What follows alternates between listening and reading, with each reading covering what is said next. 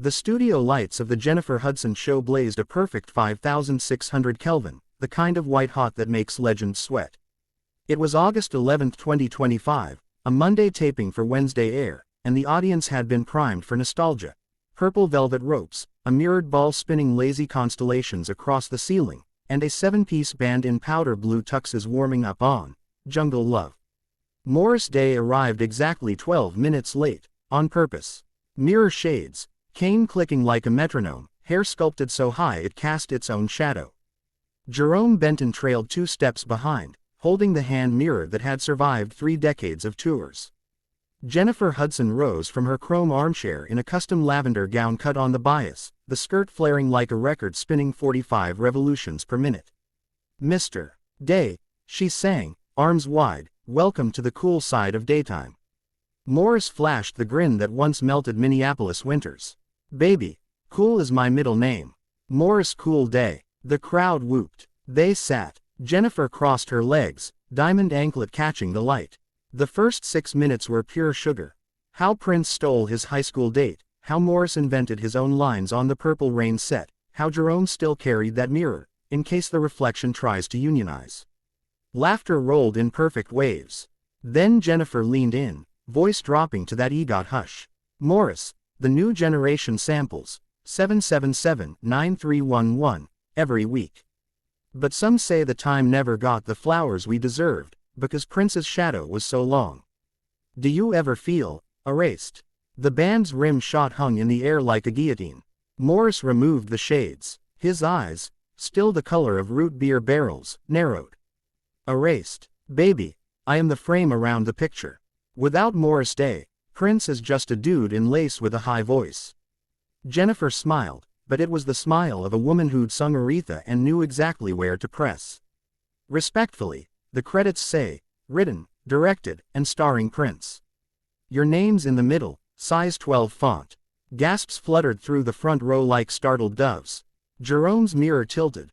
Morris caught his own scowl and softened it into something lethal. Size 12. He tapped the cane. "That's what I wear on stage, darling. Off stage I'm a 14, extra width for the truth." Jennifer laughed, but the control room feed shows her producer mouthing "keep going." Ratings gold. She pivoted. "Let's play a game. I say a song, you tell me who really owned it." "Shoot." "Cool. Mine from the womb. The Bird." Prince tried to kill that dance in rehearsals. Said it was too Negro. "I did it anyway." Crowd lost their religion. "Jerk out." Morris froze. The 1990 single, released after the Times' original breakup, credited to Morris Day, but produced, mixed, and multi-tracked by Prince in a Paisley Park bunker. Morris had sung it drunk on cognac and regret. Jennifer sensed blood. "Some say Prince mailed you the cassette with a post-it, sing this or don't eat." The cane stopped clicking. "Say what now?" Morris's voice dropped an octave, Minneapolis ice cracking. "I was in Vegas, headlining the Flamingo, when that tape showed up. I added the swagger. Without my ad-libs, it's just a drum machine having a seizure." Jennifer, bless her, tried to save it. "But the royalties." "Royalties." Morris stood. The lavender spotlight painted him violet violence. "Prince froze my publishing for 12 years because I wouldn't wear the yellow cloud suit in the Girl 6 Feet video. You wanna talk erased? I was digitally removed from my own life."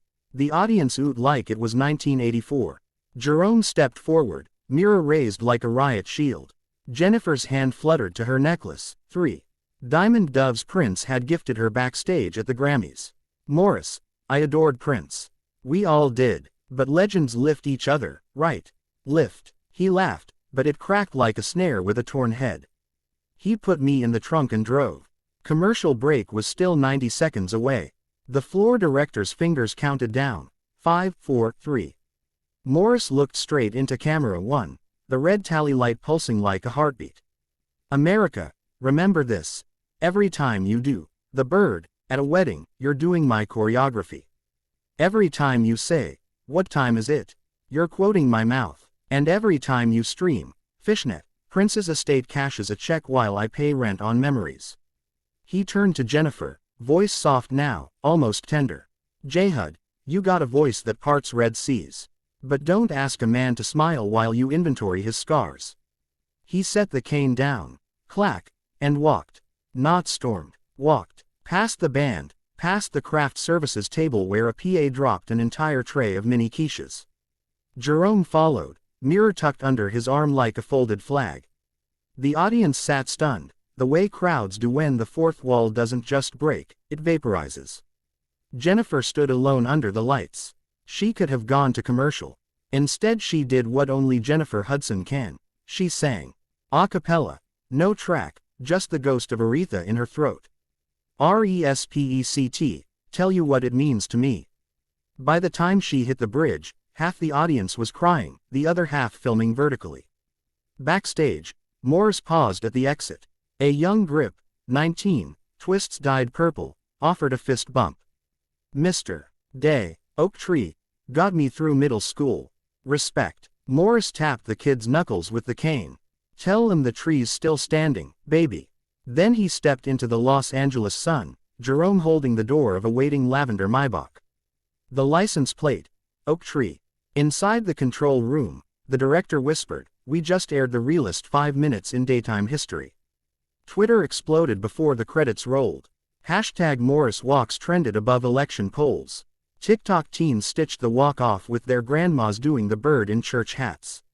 Spotify reported a 1,200% spike in the time streams. 2 days later, Jennifer sent a gift. A custom mirror framed in gold, engraved to the original Cool, Love, chhod. On the back, a post-it in her handwriting, round 2. This time I bring the cognac. Asterisk. Morris texted back a single emoji, bird. And somewhere in Paisley Park, a purple cloud shifted, just enough for the sun to shine on both their names.